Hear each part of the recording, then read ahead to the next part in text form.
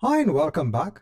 Now in this chapter, I want to showcase how you can create another database via the Azure portal on your database server.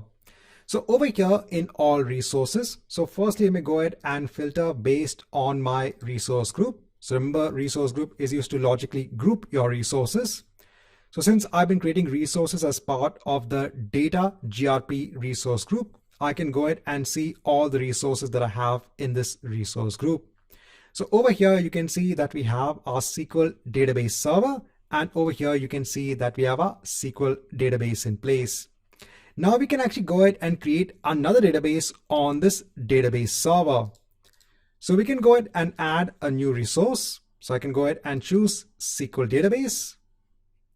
So again, I'll leave the resource group as it is. So over here, you can see that if you're going ahead and creating the database in the same region, that is the East US region, you can go ahead and choose the same database server.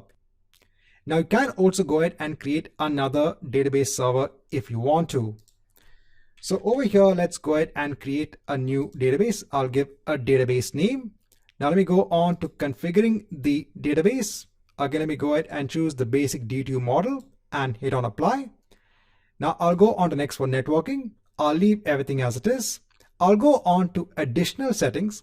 And over here, in terms of the existing data, let me go ahead and choose sample. So over here, there'll be sample data based on the AdventureWorks database that will be set up for you. So if you want to go ahead and see how data can actually be structured in a database, you can actually go ahead and look at this sample database that gets installed for you. Let me go ahead and leave everything as it is. Let me go on to review and create, and let me go ahead and hit on create. Let's come back once we have this database in place. Now, once the database is deployed, now if you go back onto SQL Server Management Studio, so on your database server, let's go ahead and hit on refresh.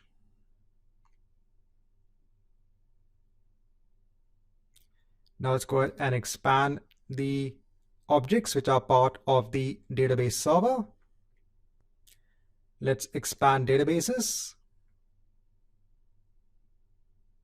And now you can see your AppDB database.